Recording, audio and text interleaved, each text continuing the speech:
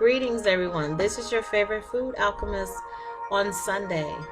I would like to talk to you about the artichokes. I found them in my local market. Sorry, they sting.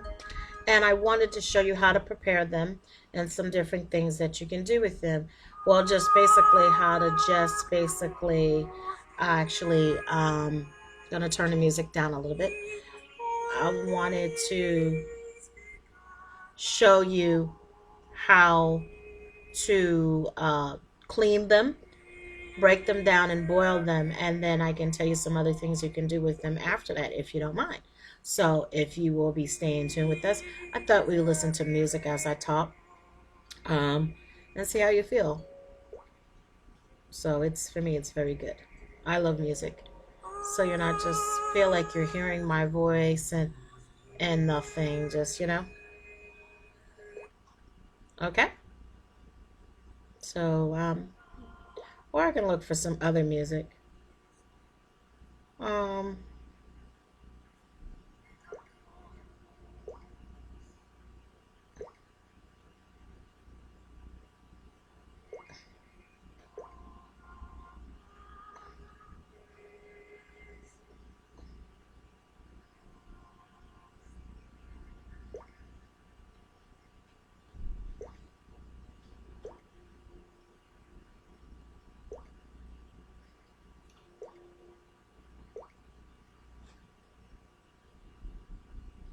hmm.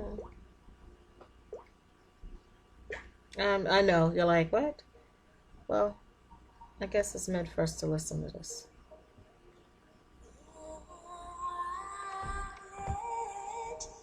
Okay, so you see an artichoke and it has these, and this is how you tell good artichoke. They're like usually like this, and they're hard, and they're like close spine. But when you get them loose, you want to peel off like at the bottom.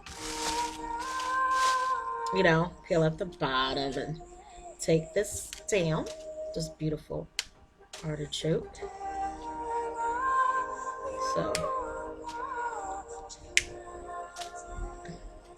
until you see, the leaves are not brown, like better of breaking off everything. And because you want to eat them, there's leaves that you can actually eat. People are like, no, you can't eat them. Yes, you can. These little thorns, when you start cooking them, actually start to get really, really nice and make it where you can actually cook them. And some people just keep going, and it all depends on where you feel comfortable at. You know, like I'll keep going, and you can make artichoke dip, artichoke spinach dip with them, which are really beautiful, which I like. So I am going to take off the points. This is what I do. So I'm going to loosen all of that up and clean. You see how good that is? Like, look at that. And then you want to get these cleaned. You don't want them being like around there and like all of this dirt and stuff is in you know, your artichoke. That's just me. So I'm going to put them in this bowl. So you're going to just, watch as we go through this. Peel. And I'm going to take this off, of course. And also going to cut that. See how that goes. How are you feeling? Like, wow. Saying all that, just taking it off and seeing like until you feel the leaves are not hard anymore.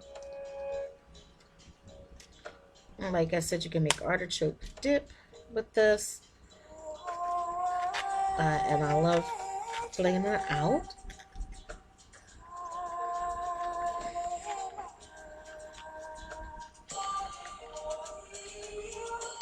Okay, and I mean, I really get in there because I want it, when I clean, I want them all to be cleaned. So,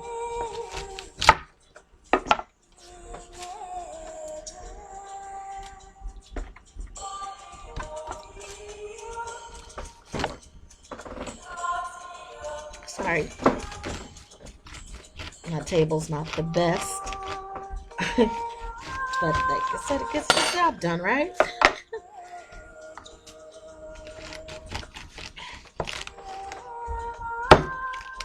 There we go. Say, why are you messing around when you don't have to be messing around, right? Because the artichoke, it grows in dirt. And sometimes the dirt and the sand and all that gets in between these leaves. So you want to make sure you thoroughly clean them and actually soak them. So once we get these down, I want you to see, you know, bruising and get the thorns off. Because these thorns right here, they can actually hurt. They actually like stickers, like a cactus. They actually can hurt you. So, you know, I want you to be careful when you're handling this artichoke. And the inside, you know, inside artichoke hearts. I was a little girl, I used to love eating the artichokes. Beautiful, soaked in olive oil and garlic. Oh, well, just parsley, I believe, and probably oregano, and a little bit of lemon juice. I mean, it was so delicious. So as you can see, I'm opening it so that when I get in there, I will be able to eat this. And then some people, when they go through all this, some people actually cut it in half too.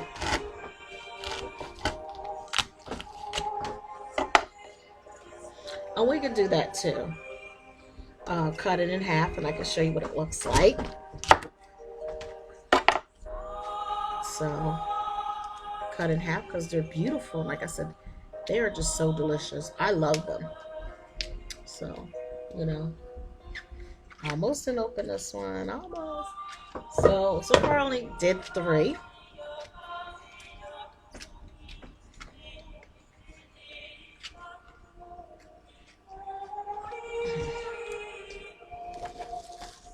Thing with the, unfortunately with my video camera, if I actually stop my like pause it to even to show you, like let someone go in the kitchen and clean it off, it would basically would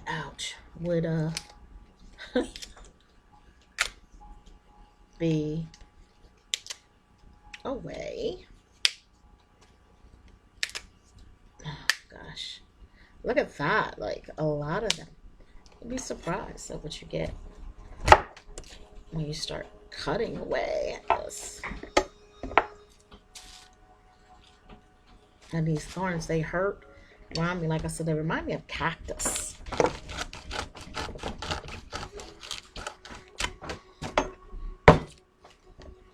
In Italy, they eat artichokes a lot of the times. It's part of the Mediterranean diet big time. And we in America are just starting to see artichokes. Like, I went into, was it Applebee's? Some restaurant, I'm quite sure. Another, I'm not sure, but another restaurant went in. And you won't believe they had artichoke dip with spinach. But I liked mine. Basically, this is a good artichoke.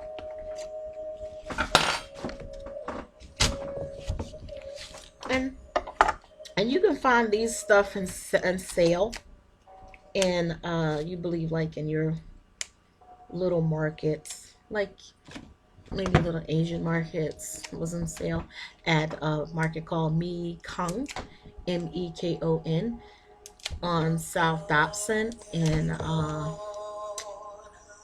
Mesa.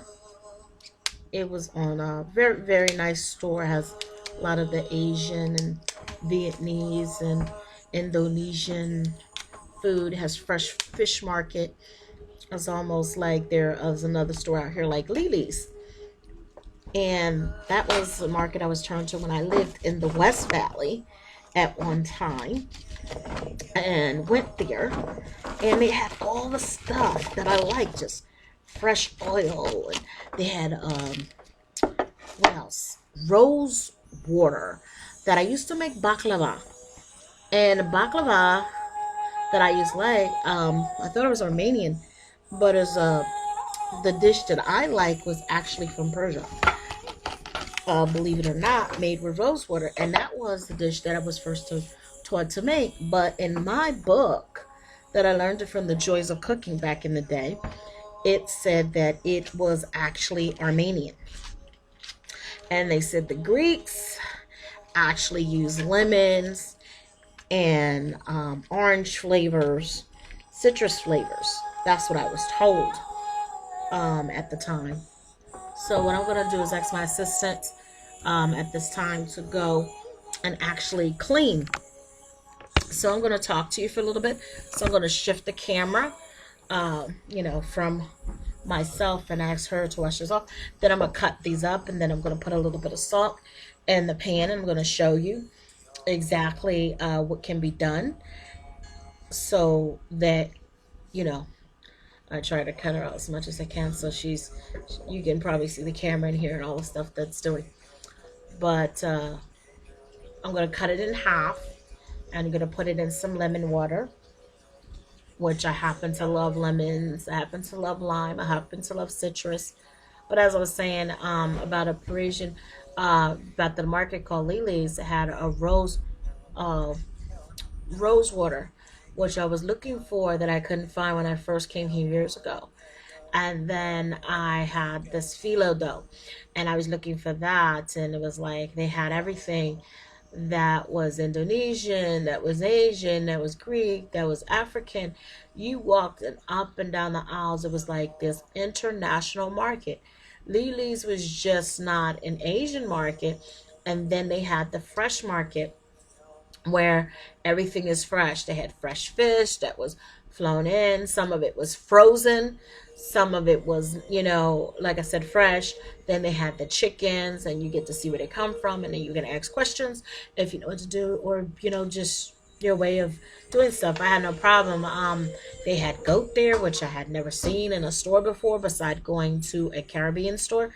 They had tilapia there. They had red snapper there. At Mingang, they have oxtails, they had duck, they have gander, they had salmon, they have chicken, they have fish, they had artichokes. They have all these wonderful selections of fruits from international, like dragon fruit. My favorite is Thai basil. I love Thai basil. I can just sit there and watch Thai basil and just eat it. It just feels so refreshing to me. And also, they have a good selection of herbs, like they have chives, which I go there and and I hadn't seen like chives in a long time. Back in the day when I was a kid, they had chives.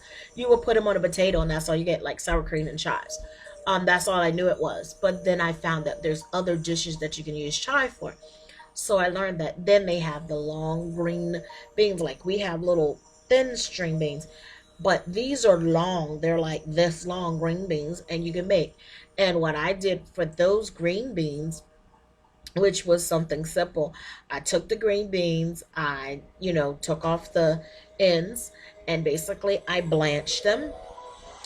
And then after I blanched them, what I wind up doing to the green beans is actually shocking them, put them in the freezer for later on to flash freeze. And then after flash freeze them, I put a little thing of sesame seed oil together, a little bit of garlic, a little bit of ginger, a little bit of soy, and then I sauteed in that, and then I had some sesame seeds.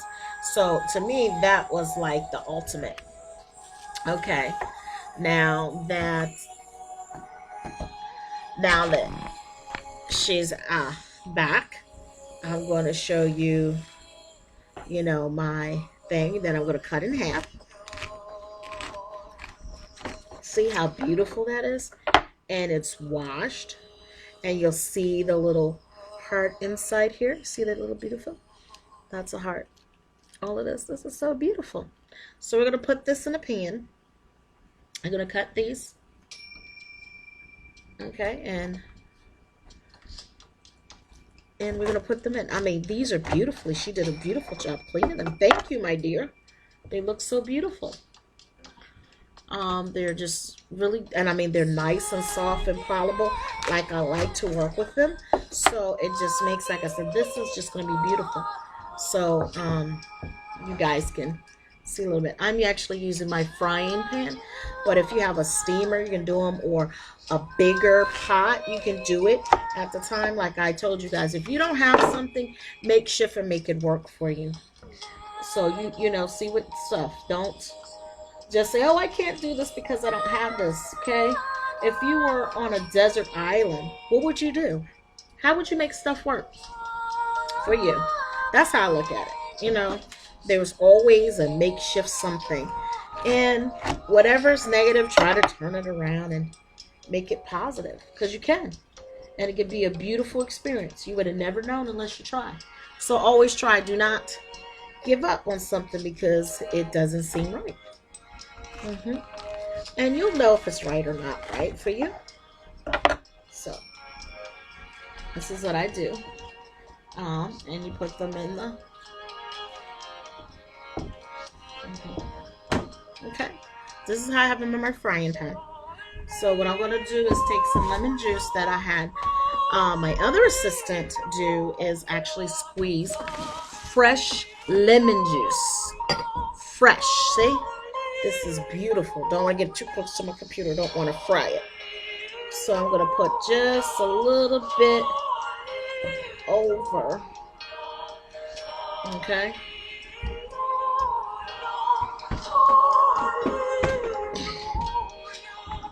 And then what I'm going to do, as you can see, I'm going to fill it up to here with water, and then I'm going to pour oil. And it's going to be covered. Okay? So, and like I said, if you want, you can saute it, stuff it, have it soaked in olive oil at that time, or anything that you want to do. So I think that's very just beautiful that you have it soaked. So what I'm going to do is have my assistant, again, put in water and start to boil it, and just have a cover over it. And what I'm going to do is also add a little salt. As you can see, this is Himalayan salt. I'm going to put Himalayan salt over it. Okay. Just a little bit, and then I'm put some cayenne pepper, my favorite. Love cayenne pepper. And I told you why y'all should not eat black pepper.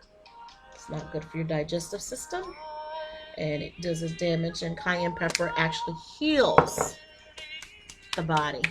So, without that saying, this has been your favorite food alchemist.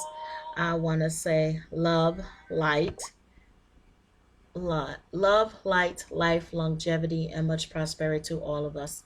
And it's been a blessing to serve you. If you have any questions, you can always go to www.chefsessyoudalchemist.com. That is Chef Ceci Food Alchemist. That website again is www.chefsessyoudalchemist.com. And that's it, chefcecifoodalchemist.com.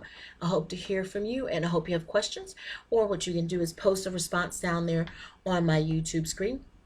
And I want you to have a happy Sunday.